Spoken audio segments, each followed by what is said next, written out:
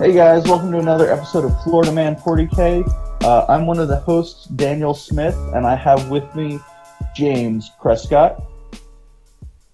Hey, that's me, James Prescott. Okay, and hopefully a less delayed John Lennon. I am also here. I like that you also delayed, just to make me feel a little less awkward about that. Oh, yeah. I was like, oh wait, I'm supposed to jump into this introduction, yeah. That's a thing we have done every single time, yeah. So, on that note, I would like to point out that I have found my perfect mixed drink. I've got Coke Zero, but instead of tasting like garbage, it is also mixed with, what is it? It's tequila, but it's also, it's Coke Zero cherry and vanilla, and I'm like my second one in, so I attribute the delay to the tequila. All right. So buckle up, boys. It's going to be a ride. That's right. This is what the quarantine does to good old Jim. And we actually have topics you want to talk about tonight, Jim. So it's going to be great. I'll be extra animated. Oh, yeah. Yeah. So before we dive too deep, I do have to go after the low-hanging, dangling fruit. My testicles. The dangly fruit. Oh, those. Okay, I'm sorry. No, not those. The other shriveled up, wrinkly mess. The dangly boys. Shriveled up, wrinkly mess. Perfect. So, Shelby, she's the dangly mom. She's cool. All the others suck because, like, I'm listening to their podcast, trying to support some of the other Southern boys. They have a podcast? And yeah, they do. It's the Dangly Boys podcast. So. All right. I'm listening and supporting our guys. Seth, he's cool, or was cool. He used to be the Mad Doc, but now he's just the Sad Grot. Okay? So the Sad Grot and his buddies, they're talking about how, we're in Alabama, we don't have enough college education to know what the coronavirus is, so let's hold us a GT. And so they all went to bars and all this crap, and one of the hosts of their podcast was coughing the entire podcast. So, we made the right decision in not going to Coronaville and staying home. And that's that. That's all I got to say. That's all I got to say about that. Yep, that's all I have to say about that. Yep. I guess I might as well mention that I am, in fact, not going to Adepticon because Adepticon is not happening. So that's pretty depressing. Oh, no. Isn't that, like, super old news now? Yeah, I know. We should say, because it's the first episode since we were talking about how we were going to Adepticon. And also, I'm really sad that I spent, an entire game of my life playing those fucking missions. I'm never getting that time back. At least you had some fun games, right? Were they fun games at least, John? That mission's not fun at all. Dang it. My one redeeming quality, you've taken it away from me. Like, the only... everyone knows that the only way you're allowed to talk about Adepticon is if you pay for a ticket. Because if you don't pay them, then your opinion is scum and doesn't matter. But I figured I'd finally be able to talk crap about Adepticon because I was going this year. And that got taken away from me. So I've got a whole nother year where my opinion does not matter. Yeah. So at least I'm allowed to cheat if I don't get caught. Oh, wow. Yeah. Well, we also can't talk about the fact that if you're on a bottom table, don't even call a judge over because your games don't matter. And, I can't approve your conversion. We specifically said you can't use Lias, you can't use converted chaplain dreads, but if I don't notice, you're probably good. Probably good. What else can't we talk about? Do we want to keep going or should we stop Is talking shit about one of the biggest events in, the U.S. a good idea? That's the reason it's one of the biggest events is because it's fun to talk crap about. Because there's so much shit going on about it. That's good. Yeah. But anyway, let's get on to the real stuff. Okay. We want to talk about Sad Grot still, or are we back to big old war bosses? Yeah, let's move on to war bosses instead of the Sad Grot. I love that Sad Grot. Anyways, yes, we got some orc rules. One of those, Gazcool. He is kind of cool, kind of not. I don't actually want to talk about him because he might even be called Gaz Cool, right? Am I right? Well, I see what he did. That was already the pun I was making. Shit. It's Gaz Google, but I said Gaz. Yeah, you said cool. Gaz Ghoul, he's cool, and then I added to it. Don't take this away from me. Okay, fine. Okay. Anyways, so he has rules. It's neat, whatever. But there is rules, Dan. No, I'm not talking about him. I'm talking about the most orky stratagem that we've ever gotten in the history of the game. And I didn't even take the time to look up the name or anything. All you have to know... Flying Edbutt. Okay. You get your burn Obamas, you crash them into your opponent. The end. It's amazing. It is pretty orky. But also, there's a subculture that gives you +1 to the roll when you're rolling for mortal wounds. So you're wounding... You get, against 10 infantry, you get 10 dice, each 3 up is a mortal wound, and then you blow yourself up for 1 CP and deal 3 mortal wounds in a 6-inch area. So, on average, you're doing like 9 or 10 mortal wounds to a 10-man squad, and then 3 mortal wounds to the other units you hit. So, you can just dump out a bunch of mortal wounds, force positioning, which is actually what's more important, because orcs tend to just rush the board, and if your opponent can just slow you down and play the objective game, then they're going to have a pretty good chance against you. But if they have to worry about covering their back so you don't get a juicy spot to fly over, just dump a bunch of mortal wounds and blow up, they're going to have to be more careful with their positioning, and they might give up some board control to you for it. So they're also like 130 points per burn Obama, so you can bring an entire air wing for super cheap, because everything orcs have is super cheap. And I'm really excited about it. Orcs are one of my favorite armies, but I don't like hordes. So I'm in that weird area of I want to play an elite orc army, which hopefully we get. It hasn't been the way to go lately. But if I can run like 20 Mega Knobs, 3 Burn Obamas, and like a low number of like Grots, like 120, then I'm feeling pretty good. Low number of Grots. Oh boy. For Grots, that's low. So yeah, I'm actually super scared of that because I don't want to have to cover my ass against that, honestly. Like that is really, it sounds really annoying because it is going to make me completely change how I deploy against orcs, and that's just a pain in the junk. So yeah, really cool stratagem. I don't traditionally play armies that just go first and shoot down all 3 burn Obamas, but now I kind of want to put some guns in so I can just immediately remove them from existence. Yeah. And I'm okay with that, because that's then guns you're not putting into bodies or something else. Like, it's the orcs' whole thing is they survive on just too much stuff. And I don't think burn Obamas are that expensive to where if you lose all 3 of them turn 1, like, okay, that's one facet of your game, but you didn't lose all the other stuff you brought. And if they shoot the other stuff, like, so it's just, you're getting more good options to where, like, you just accept you're going to lose something and the other stuff should help out anyway. Yeah, so it's a very cool strategy. Yeah, I'm really excited about it because I love flyers in my list. Like, when they're good, that's one of my favorite types of lists to run, is one with flyers. And again, I love orcs, so it's just going to be fun. Alright.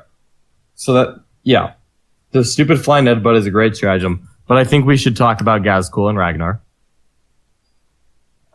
Sure. Gazgul, he's gonna be alright. He can only take max of 4 wounds per phase.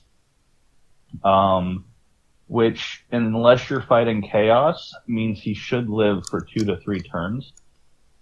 So, like, you keep him off the table, deep strike him turn 3, and they maybe kill him on turn 6. Like, that's a thing you can do. He is not locked to one culture. He can buff all cultures, so he can be the war boss that he is and not care about anything. Yeah, he is pretty cool. But it should be noted out that Tau can kill him in 1 turn with stupid crisis suits, because they're going to shoot him for 4 wounds, then they'll charge him and they'll do, hey, I'm the best charging unit in the game for no reason, and just give him 4 mortal wounds. And then they'll fight him rerolling all hits and rerolling all wounds. And at AP1, they'll probably get a couple wounds through and just kill him. Yeah, or if they also have the Fusion Blades commander, like, charge in with the crisis suits, and then charge the Fusion Blades in, and the Fusion Blades just kill him. That's also a thing. Yeah. We'll see. He is cool, and I like that against just raw shooting armies. He's not just getting blasted off the table. But he does still have some problems. He's not the cheapest war boss I've ever seen. So we'll see if he gets play or not. I like him. I don't love him, but I also don't hate him. So I really think I'm just gonna let those loyal orc players just kind of take him and see what happens. So the reason I don't love him is because I would rather use the stratagem to make my bike boss better, and you cannot have Gazgul in your army to use the stratagem. I didn't look up that one either. I'm bad at this. But essentially, you can make a boss an even bigger boss. You give him a 4-up invulnerable save, +1 wound, +1 attack. If my claw boss gets an extra attack with the relic claw and the 4-up invul, he's harder to kill. He's a heat-seeking missile. You run him in, he fights again, he fights on death. That's 3 extra attacks across those 3. What's that? To be clear, are you talking about that Forge World boss, the whatever his name is? So that boss, I don't believe exists anymore in the standard 40k, but that model is what you use for the normal bike boss. You have it backwards. The normal bike boss does not exist anymore. I'm not going to argue right now, but you are incorrect. He's in the normal.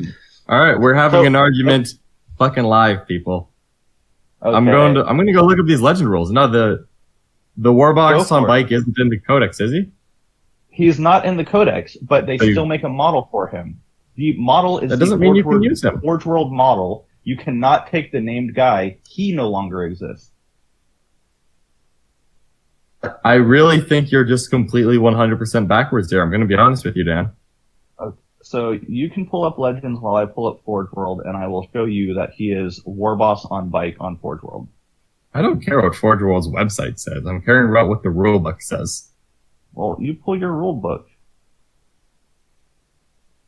This is wonderful podcasting, by the way, everyone. Yeah, this is, we planned this out in advance. We have these rules ready to look at. I just don't believe Dan Smith. When in doubt, I assume he's lying. Yep. Which is usually a fair assumption, because I get things wrong more than I get them right. Except that Legends was created to remove models that are no longer made, and they currently only make Warboss on bike. They do not have the other dude. All right, hold on. We're gonna get to the bottom of this. Pending.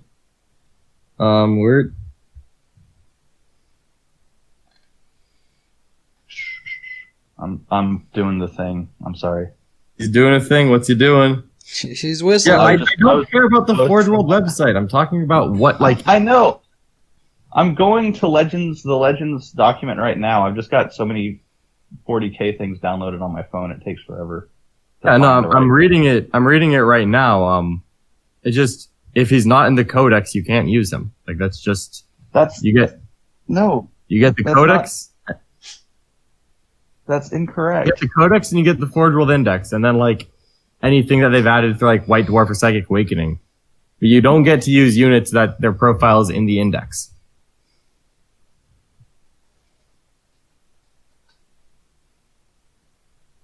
I'm calling bullshit on Dan right about now. Alright. So every orc player that has played since this book has come out has been cheating. Okay, I'll call them all cheaters. Let's fucking go. Alright, hold on. Let me... Alright, go to the orc chat and... No, Zadsnark Daripa, he has a profile in the Forge World Index. You can use him. Okay. Man, this is the sloppiest podcast we've ever done. That's hard to beat, but you're not wrong. Anyways, I am going to... Live in the podcast, I'm going to ask in the orcs chat for the evidence for Bike Boss. How angry my dog is in the back? He's so angry at this whole conversation. So let's talk while we sidebar this topic and see if we get an answer mid podcast, which we might not. I will point out that Zadsnark Daripa is keyword war boss, so you could buy him the thing that gives him an extra wound attack and a 4-up invuln, or whatever the hell it does. which does actually make him pretty beastly. So I'm in favor of Zadisnark the Ripper with that thing on him. Okay. Zard Snark. I never. Zadisnark. No. Obviously, it's Zadisnark. Come on, man. Everyone knows Zadisnark the Ripper. We'll find out if we can use it on a normal war bike eventually. I don't think that dude exists though, so fuck him. Yeah, okay. You know what we should talk about instead of orcs? Tyranids. And that's you two, so you do that while I'm looking. I was gonna say the coronavirus. Man, we are not organized. All right, now let's roll Tyranids. We're gonna wrap it out with the coronavirus at the end. Whatever you guys want to. I am just looking up things now. So you guys, you do you. Dan, try to figure out his rules, and we'll give him a couple days. I'll be back to prove you wrong. Until then, y'all go have fun. I look forward to it. Dan's just gonna like throw himself into the middle of the episode for vengeance. I am. Whatever you guys are talking about, I will interrupt it. Oh, by the way, exocrines, and you were fucking wrong. That'll be great. All right, Jim, let's talk about orcs. So we had a couple user questions about talk about orcs. He said it, on it. Sorry, I'm talking about Tyranids now. Shut up, Dan. Talking Tyranids because they're the best. So we did have some user questions about our beloved Tyranids, since we're the two Tyranid players in the chat and Daniel's not. Let's start off with what do I want to start with? Let's start off with Ridge Runners. We've talked about them a lot, and we're going to keep talking about them. Forces of the Hive Mind and Ridge Runners. I personally think Force of the Hive Mind is the only competitive way to play Tyranid Genius to their cult. I just really think you need both right now.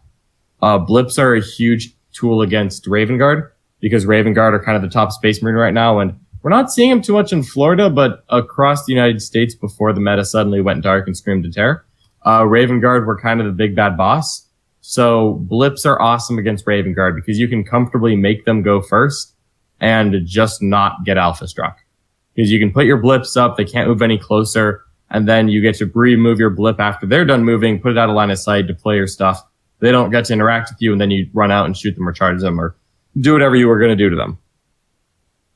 So I'm very, very happy with blips.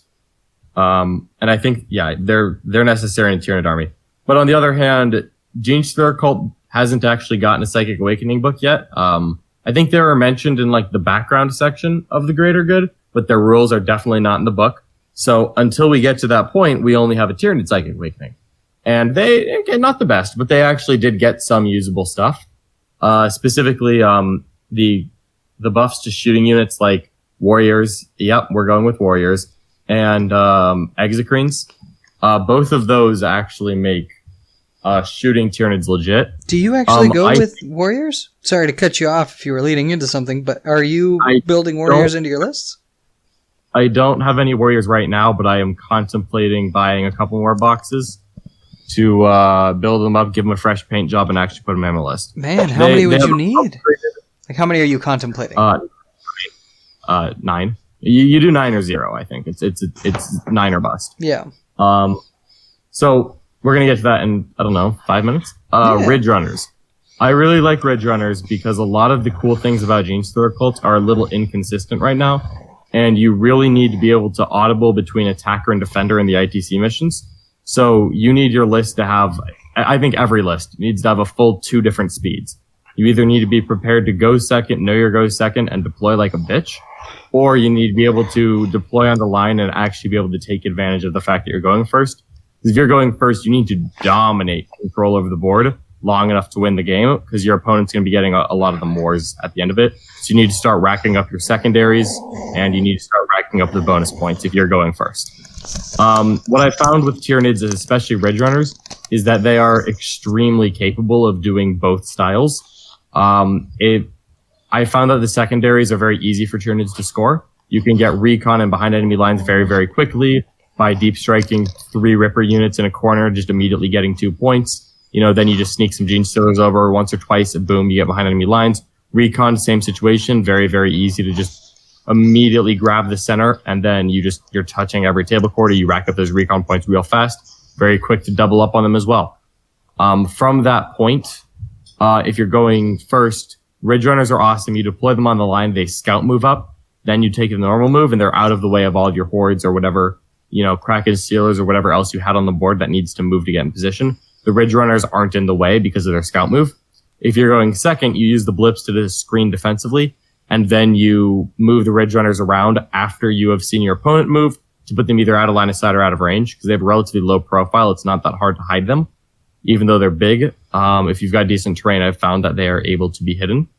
So that's where I'm at right now. I think Ridge Runners are just really good at getting that completely different playstyle for going first or going second, especially because the prevalence of fly screens right now with Eldar and Tau and the shock assault rules, in my opinion, have made the Acolyte and Aberrant units a lot less useful than they were going to be, than they used to be. You can still put in one squad of any of those, I think. It's just not as useful because Tau just do not care. You're not killing anything. You're just taking Overwatch. You're not doing any damage output. They're not helping, and Tau are a big threat right now. Same with Eldar that have a lot of flying screens. They're useful, but they're just not the end all be all that they used to be. So I think that you want to get those blips in while having credible shooting threats and maintaining that attacker-defender balance in your list. So for me, that one Ridge Runner detachment is just pure gold. But from that point, you've got 2 detachments to play with, and you can add in Tyranids, since Tyranids get a lot more cool tricks recently than Gene Circle did. Jimmy, are there any Tyranid units that you want to add? I know you love your warriors, but I just don't want to hog all of the mic time. I've actually never used warriors before, but I'm always excited to delve into a new portion of the Tyranids Codex. I have several, and I've painted them for Kill Team, which I've never even played. I just wanted the opportunity to paint them. So that just seemed exciting. I know there was very limited talk of warriors when the Hive Fleet adaptations first came out, or the monstrous adaptations, because they had the ability to ignore the AP. Yeah. So I was so when they came out, everyone was kind of like, oh, you can put this on 9 warriors, and hey, that's kind of cool. My thought process was it doesn't matter if you keep them alive because they're not doing anything. And while that's normally true, I was talking to Art of War, Nick Nanavati, the other day, and he was talking warriors, and I kind of realized something that made them better. If you take that the Chronos power to explode on 6s to hit. The what power? The Chronos psychic power that makes you explode on 6+ to hit. I thought you said the Corona power. I was like, I've been reading too much Facebook. Hive Fleet Corona. Come on. Yeah. It's my new custom Hive Fleet. Also, I have the info to prove you wrong whenever you're ready. So continue. All right, we're gonna finish this thought, and then I'm ready to hear it. I'm ready to be wrong. I just still think that he's gonna be wrong and him proving me wrong. So that thing, it's really good on Exocrines, everyone knows, because you can use the +1 to hit from being stationary to explode on 5s. And that's made Exocrines a very viable unit right now as an alternative to just rushing the board with bodies.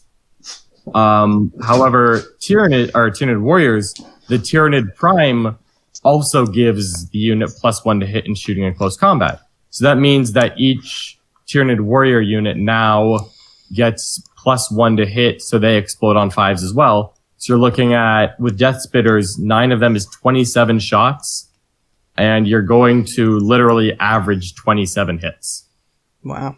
I think, if I'm doing math right, oh no, because you're Chronos, if you end up rerolling 1s for being stationary, you actually get more hits. But if you hold still, it's exact. If you move, you average the exact same number of hits as shots.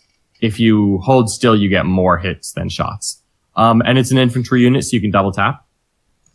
So that makes the warriors actually have decent damage output for shooting, which they've kind of been lacking before. It's before it was yeah, you can protect them, but does your opponent need to kill them? No, they can just ignore them. But now with exploding 5s, which I also heard Reese talk about on Frontline Gaming, so that's how you know it's good. That's actually good damage output.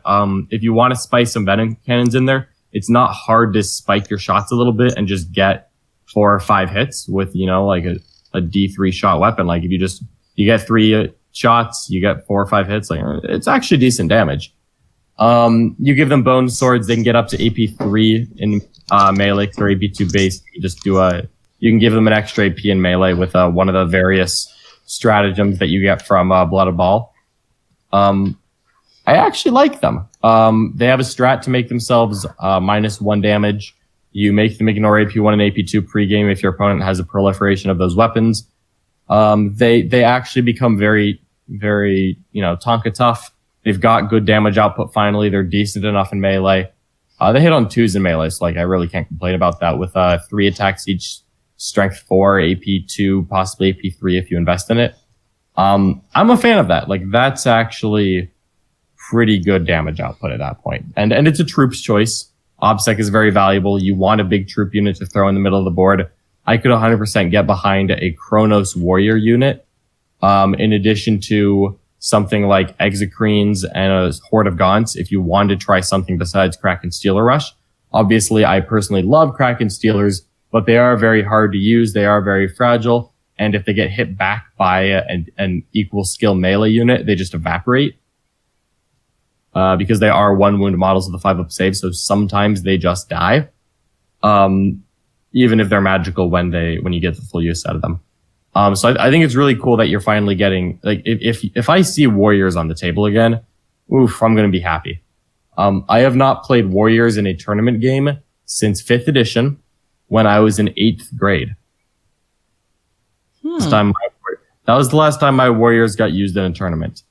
That is a long ass time ago.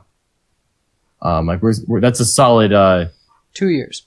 Decade. That is very close to 10 years ago. Was the last time my Warriors actually made it onto a table.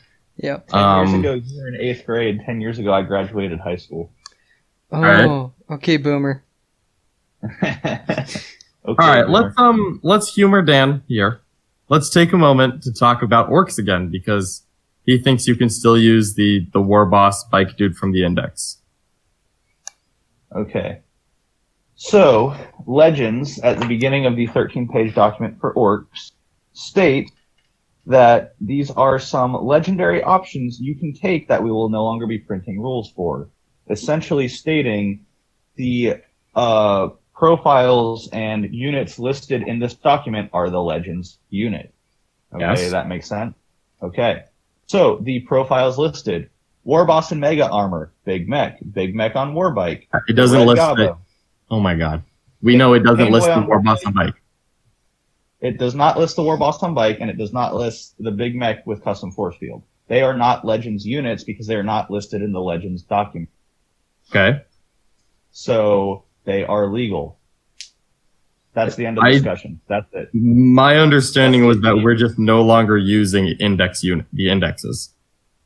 Okay, that's incorrect though, because Legends is what we don't use. And Legends has 1, 2, 3, 4, 5, 6, 7, 8, 9 profiles that we do not use from the Orks previous model line. That's 9 profiles and then some war gear options. So Burna Boys lost certain weapons upgrades, but they're still legal. War Boss and Warbike is still legal because we still have a legal printed document for it. Alright, so we're still using indexes? We're still using indexes. We just can't use items that are listed in Legends.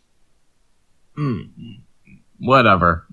Fine. So we're gonna come back next week with me finding out why this is actually cheating. I just can't think of it right now. We need a name for this segment. There have been TOs. Next week on Dan's a fucking liar. Liar! What you might be thinking is there have been TOs who say no index options. So, you can't put a Storm Shield on your Grey Knight's Librarian under the no index rules. But just strictly Legends, you can have that Storm Shield on your Terminator Librarian. Alright, I don't actually know what's happening with the rules anymore. I'm just gonna ask someone in 2 months before I'm allowed to play a tournament again. Yeah, honestly, I was talking to, you yesterday and some of the guys today about Night Lord's Rubric Marines, and how, yes, that would be super cool. By the time we have another tournament, it's going to be FAQ'd or 9th edition, so yeah, right. Don't plan on. Well, okay. It'll be cool, but by the time we can play, it doesn't exist. All right, so if indexes are still being used, I honestly thought we were at a point where we just no longer were using indexes. Like, I thought it was just like use your damn codexes, because every single thing that wasn't an index has been reprinted at this point. But all right, I guess we're still using a goddamn biker boss. Yep.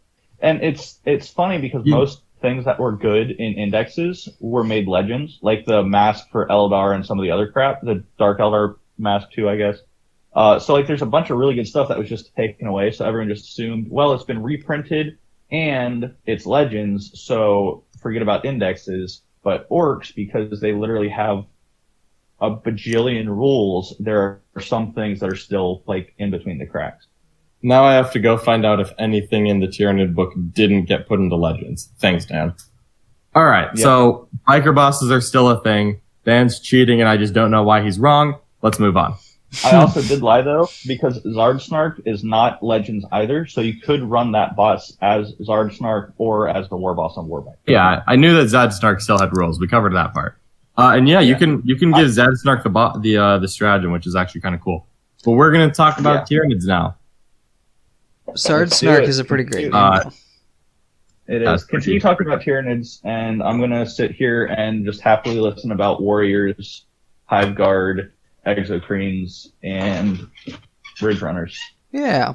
We're actually going to move on to the Humble Worm. This one's a shout out to my boy Innes Wilson. It's some new player who asked me for help about how to use Malox. Fortunately, FloridaMan40k. They do it differently in Scotland or something, I think I heard. Is that what it is? Scotland has a really meta. Yeah, they don't have a meta in Scotland, actually, so that's okay. They don't have enough people there to actually constitute a meta. They just kind of go to UK tournaments every once in a while. Pretty sure that's how it works. I think so. Sounds right. So, the Maloch. Very inexpensive, like 100 and something points. And highly underrated.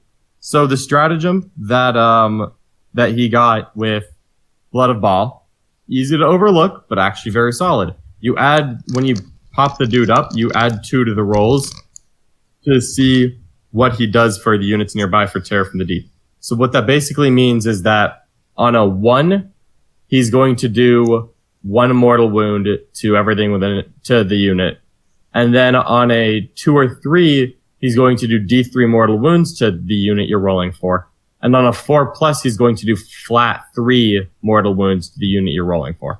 So very good odds of getting the 3 mortal wounds just for 1 command point to add 1 to all of his rolls. And if you're hitting a bunch of units, it's actually very strong. So where the Maloch gets good is when you're playing against Grey Knights, Tau, or any kind of MSU army or an army that has a lot of characters and doesn't have a lot of screening. So basically Grey Knights and Tau. Actually pretty decent against Eldar as well because it makes them take up a lot of board space. Like every single unit of shield drones that you hit, on a 4-up it's taking 3 mortal wounds, you're probably killing the whole squad at that point. Because they're just, there's going to be like 9 billion 2-man drone units in every Tau list from now on because Siegler has decreed it so. Grey Knights, if you pop their screens for a couple turns, you can really start to do some damage by just dropping those Malochs in there. Even when they get in, they're not useless. So they're not good in combat. They're just, they're 7 attacks, but like AP dash and like strength user damage 1 because GW is just inconsistent with monster profiles. He doesn't actually have a close combo weapon. He has like a regular Scything Talon, the same one that a Hormigaunt has. GW is weird. But he's a big old 12 wound brick. If you're playing against those Grey Knights, you deep strike 2 Malochs in, you're showering mortal wounds on the army, and then those 2 Malochs are soaking up the first 12 smites from the Grey Knight army, while the rest of your army is closing in. That's actually going to get really annoying.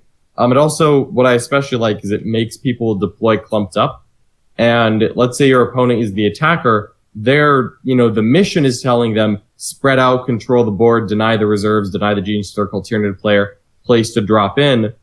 But then you've got the Malochs that are going to insert themselves in if he's just a little bit spread out, and they're going to start sniping characters and doing mortal wounds here and there. Like, if you do a Maloch on a character, like on a 4-up 3 mortal wounds, that's most of a character dead. At that point, a Sanctus or a Jackal Alphys could totally just finish him off.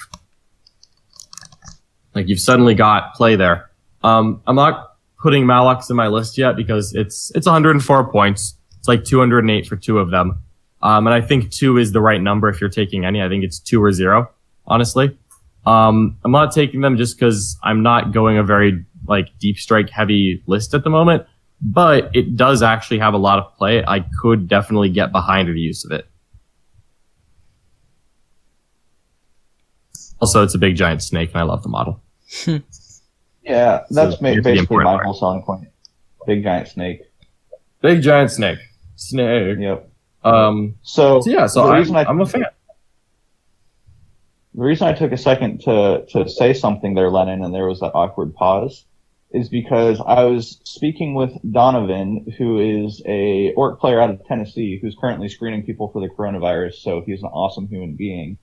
But he took time from that to also add on, he and Seth, the Sadgrot, that they reprinted the points value for the bike boss into the Forge World Index with chapter approved. So just to sprinkle that on as well.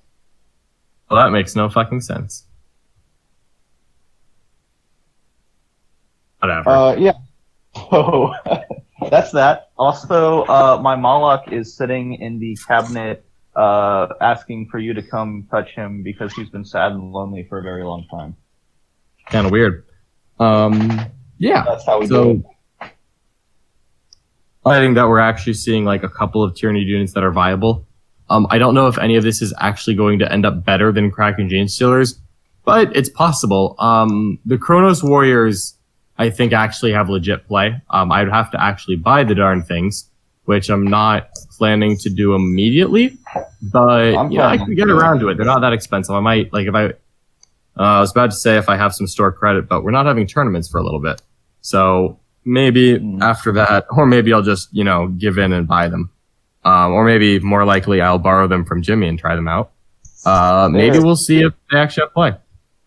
They're $55 per 3, so you're going to have to cough up $165. But then we got our discount from our bro in the north, Brenton himself. Wait, to get which ones? Tyranid Warriors are 55. Yeah, but you surely have some, right? I have 3. I think I actually have 6. I just have to find them more than anything. Gotcha. Yeah. But Brenton can hook us up with the remainder. So yeah, we'll find it. I always like to buy used and just strip them because that's just fun to say out loud. But definitely, if I think, I'll probably maybe I'll just play test them, figure it out. They've got some cool options though. I'm also playtesting Sisters at the moment because Sisters of Battle are so cool and I love the rules. But I'll be doing double time this season, mostly between Sisters of Battle and Forces. And I'm pretty excited about that, honestly. All right. Yeah. The Sisters of Battle, I need to go back into their rules now after I kind of let it settle for a little bit because honestly, that codex for me was a little bit of data overload because I hadn't really looked at them much before. And there's just a lot of viable things and nothing jumps out on the page except for the ignore AP2, which you might not even be going with now. So like, it's just, there's so many good options without any just overwhelmingly like A tier, take this or you're wrong option. I mean, there's some stuff kind of like that, but it's just a lot of good stuff in that book. So that's one we probably could spend an entire episode on in the future. I definitely planning on doing that in the future. Do we actually, we've kind of been skirting around the whole coronavirus, no one is going to tournaments anymore thing. Do you want to take the rest of the episode, talk about maybe what the future holds? Yeah, we can do that because there are a couple things I have kind of in mind that I'll pitch just on the air and we'll go from there. And obviously, I know you guys have some stuff you want to talk about as well. So if you want to hear from me, I can start, or if one of you guys want to go, either way works. Actually, I kind of want to hear what you have to say there, Dan. Okay. So one of the things I've been just kind of doing to stay up on the meta is going through every army and just trying to write a list for that army or souping it. I don't care. But just get accustomed to what every army can do because we have a little bit of downtime. I don't need to focus all my attention on Grey Knights and every single minute option that they have. Because one of the ways that you lose games at events is not knowing what your opponent can do. Like, okay, everyone knows, well, not everyone, but with Harlequins, if they have a Solitaire, they can just go like Super Saiyan one turn, go all in, try to assassinate a character. But do you realize that the single troop model has 4 attacks, and if you take them in the right chapter, you get 5 attacks per dude on the charge. So a unit of 12 is putting out 60 attacks. And all of them, if you want to make a unit expensive, can have an AP or can have multi-damage. So, like, you see Harlequin troops, you're thinking fusion pistols and gunboats, they're going to scoot up with 5 fusion pistols and try to nuke something, but they actually are like a high-volume melee threat as well. I didn't realize that until I started doing some more homework. So all that to say, one of the ideas I had moving forward is kind of doing a faction focus, to steal that term from multiple podcasts, including Fog of War, but to really focus in on different armies and what they do, what we can expect them to do in the meta, and stay current, share that knowledge, and also process when orcs get more rules, when Space Wolves will get some degenerate to come talk about Space Wolves with us. Probably Matt do that. And then, when Chaos Knights, Chaos Demons, as we get more rules, process those as well, but really just take some time, use the podcast to kind of re-educate on each army, and hopefully, as we can't be playing as frequently, we can still stay sharp and potentially even get better at the game. I think that's a lot of people's focus right now, is that, a lot of people in Brohammer are hitting their stride right now. Obviously, we had a lot of momentum coming in from last year. I think the Tallahassee Trap House will be fine, but everyone else, we're all, I'm a little worried, if I'm not playing people, I don't want to fall behind. I don't want to get outpaced by the people who are willing to brave the virus. So I definitely want to stay sharp. There's also talk about Tabletop Simulator. I'm hoping we will, none of us have actually played with it yet. I'm hoping that we will get some practice with that and kind of get back to you guys to see how much we do or do not like playing on TTS, as it's called. I've had a lot of friends who have been pressuring me to get into it for a while, and I've kind of just resisted, but now might be the time to give in. Yeah, if there's ever a time, it's now. Definitely that. Future episodes, though, I think I definitely want it. Yeah, I agree. I want to start talking more about different factions. I want to have more of the different members of Brohammer on. So starting next week, we'll hopefully do that, where we kind of bring on, one member of Brohammer, try to get some of the guys who haven't been on the show before. Just to, give the team a little exposure, get our names out there. It's always something I like to do. Also, I am working, as mentioned, on Sisters of Battle. So I definitely want to have a focused Sisters of Battle episode at some point in the future. Probably after I get a couple more practice games in. I've got 6 games with them so far. And while that's all very well and good, they are a very weird and different than normal army. So I feel like I'm going to need a little more practice than normal with these girls. Yeah. The other 2 factions that I've heard people want us to talk about, we touched on a little bit. I already don't remember if it was last episode or the one before that, but Ultramarines and Salamanders. We can kind of dive a little bit deeper on those. Sisters of Battle, I'm really excited for. We will need to have the Eldar conversation post Marine FAQ, mobility becoming even more important with the mission set. I think Eldar is going to be the army to beat, and Farside Enclaves. Those 2 armies, I think we need to do a lot of coverage over the next couple of weeks, and really dissect, because that's going to be, I think, the top dogs in the meta. Yeah, I'm 100% in agreement with you. It doesn't hurt that, we have Richard Siegler in the area, so he is, we obviously have one of the best top players in the world to contend with. Yeah. And they're definitely, they've got the buff. Yep. We also have Jack Harpster, Ruben Fernandez, and Dan Monsalve, who are all 3 incredibly talented Eldar players that we have to deal with. Fortunately, Jack is up north a little bit farther, so I don't have to play against him as often. But I will be getting a lot of practice games on TTS with Jack specifically, so he can whoop up on my butt as much as he wants. So that'll be fun. Yeah.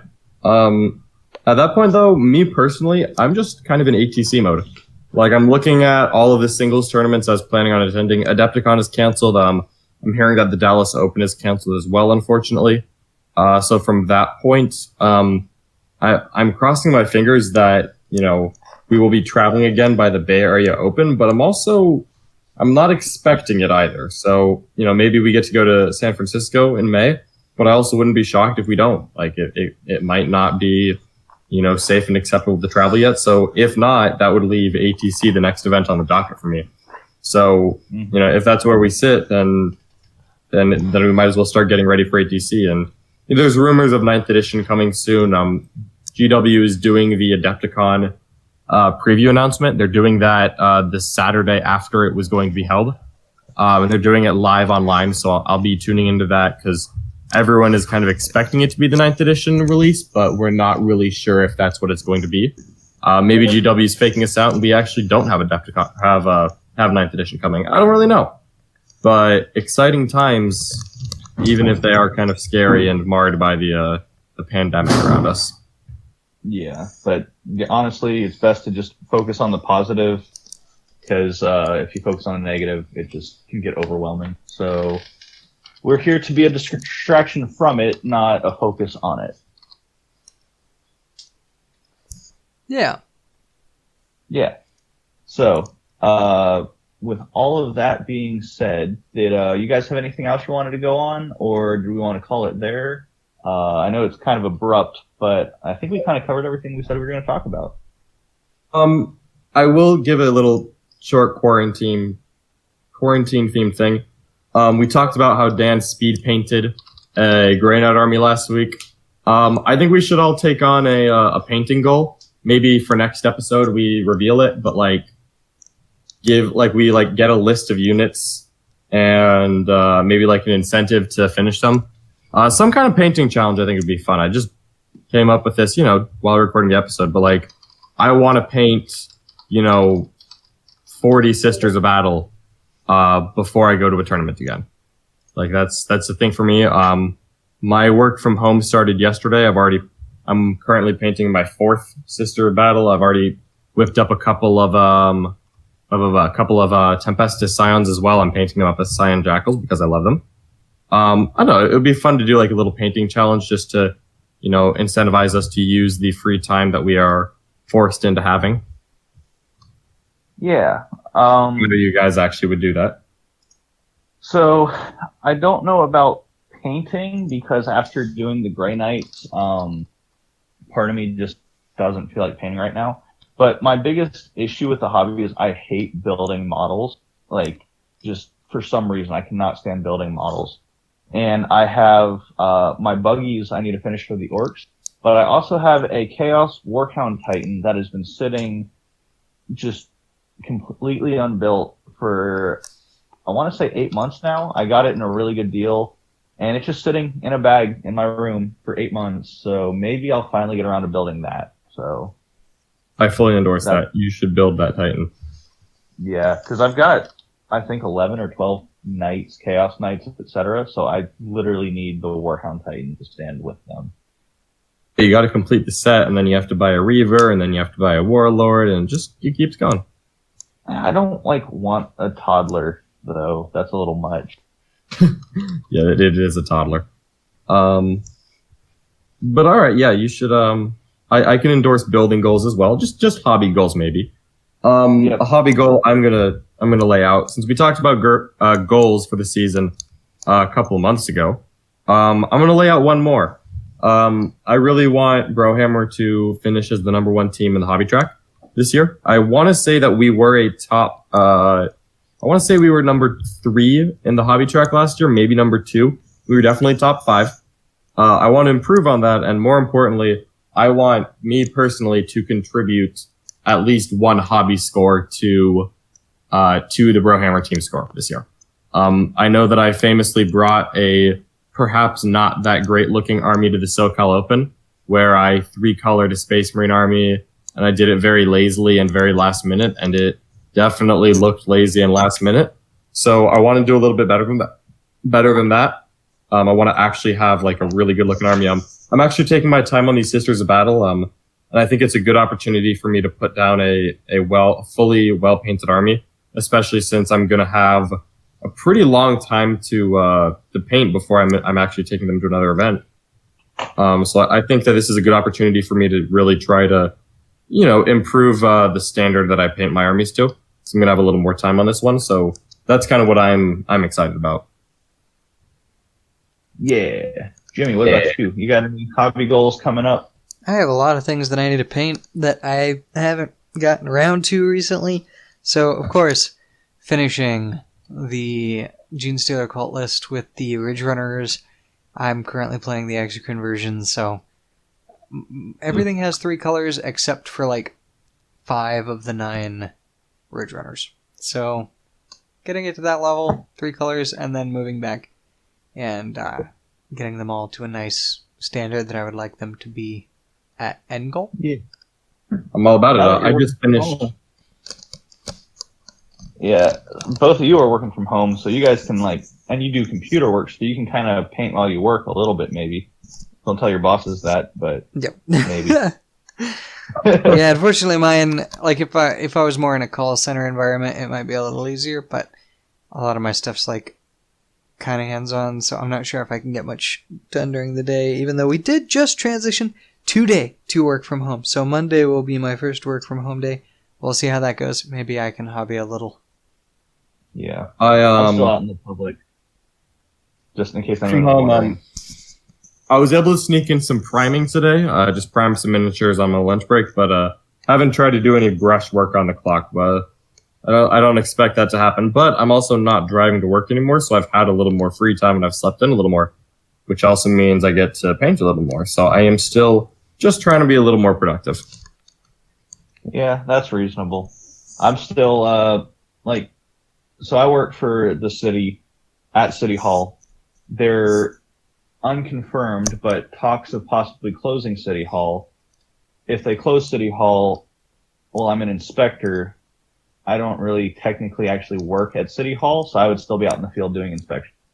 Because the mission critical, I guess that the what's been called mission critical is emergency services, obviously police, and construction is actually one that they're considering still mission critical. So because I work in construction, I will still be out working every day.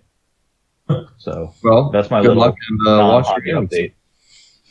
Oh, I've got hand sanitizer, soap, everything. I've been all over it. Just there we go. Guzzling that hand sanitizer. Yeah. I don't even put it on my hands anymore. I just drink it and figure I'll sweat it out like you would alcohol, because there's alcohol in it, right? So that makes sense. Yeah. I don't think that makes sense. All right. Well, I think that's all I had for the episode. Yeah, I think I'm pretty good. You got anything, Jim? A song and dance at the end here. Are you ready? Oh no, yeah. I'm not. Maybe next week. Oh, okay. Let's do it. Yeah. No. So next week we'll find out whatever evil Jimmy has cooked up for us.